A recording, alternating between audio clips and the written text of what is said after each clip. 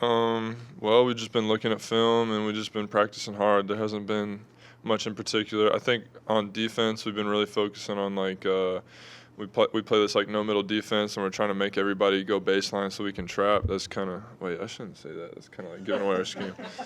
Uh, we're just working on our defensive schemes. I'll just say that. LJ, was that one of the better defensives y'all have faced this year? And what kind of things did they do to y'all? I feel like it was one of the better defenses. We kind of play a similar defense. They played a no-middle defense as well, and they're able to switch 1 through 5, so they're a pretty good team. It felt like y'all were really wanting to, especially in the first half, y'all did such a good job getting out, running, on getting in tempo.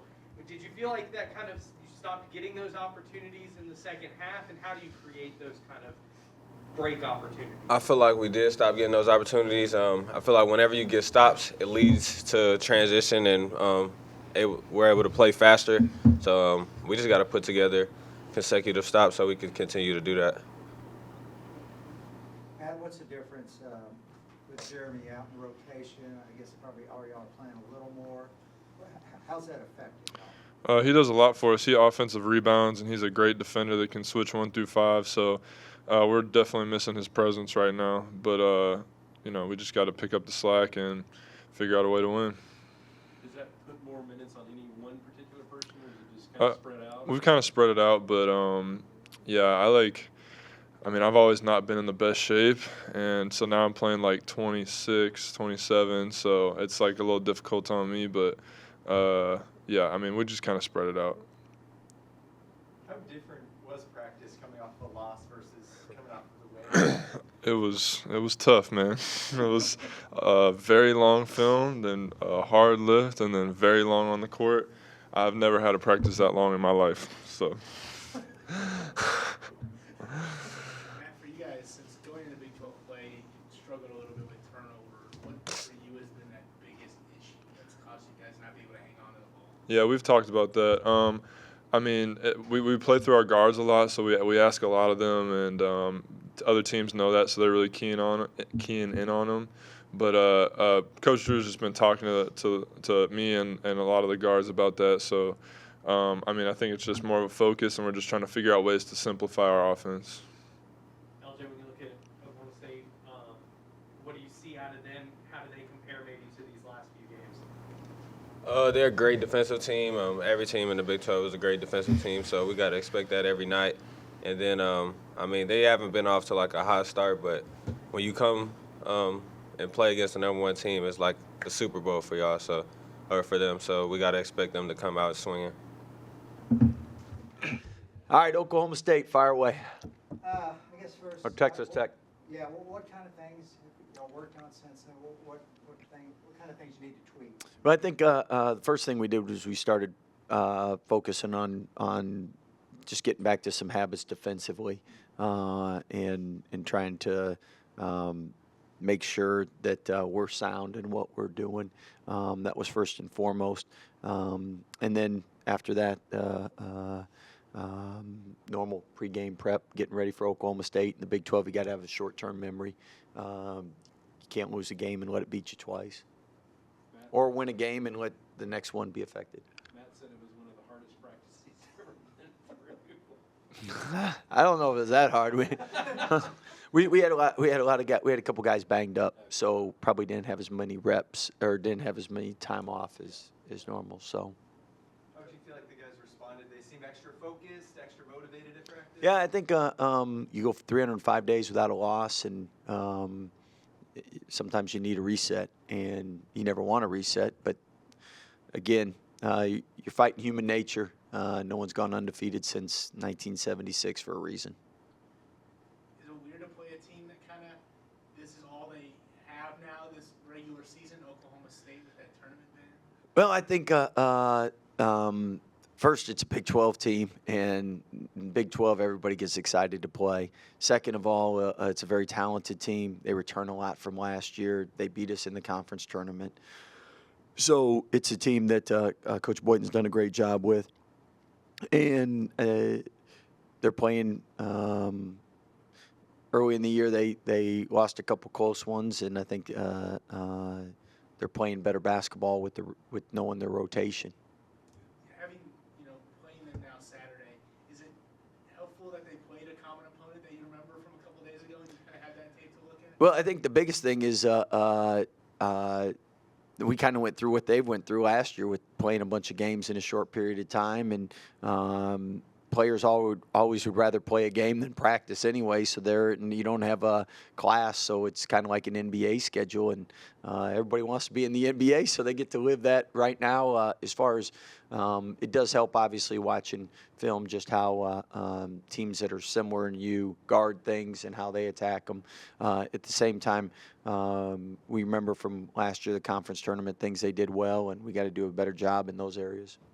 Now that you've gotten the chance to sit down and watch the film, is there anything in particular that stood out as to what was different between that early part of the game and how things played out down the stretch? Yeah, first you have to credit Texas Tech making adjustments, doing a good job, and then I thought sometimes you grow a lead and you stop doing the things that got you the lead, and that was case in point with us. And then we had some shots that you didn't make, but we didn't. Only 6 second chance points. That's uncharacteristic of us as well. So again, you just want to focus on those areas that you can control. Too many turnovers. So again, trying to get better at not turning it over. I think it was 19-11 turnover points, 12-6 second chance points, and that's a 14-point difference right there. Scott, how much does your offense feed off the defense? I think LJ talked about it. Mm-hmm. You weren't able to really get out and stuff because y'all weren't getting the stops. Mm-hmm. And that's the hardest thing to guard is transition.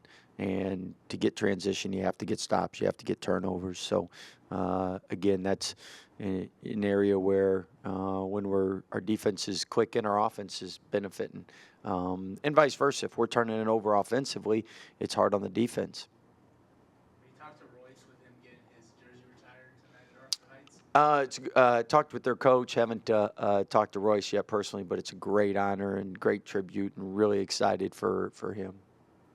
Scott, any chance for Jeremy to be back? We're listing him day to day. He's working hard, and we'll just see how and when that is.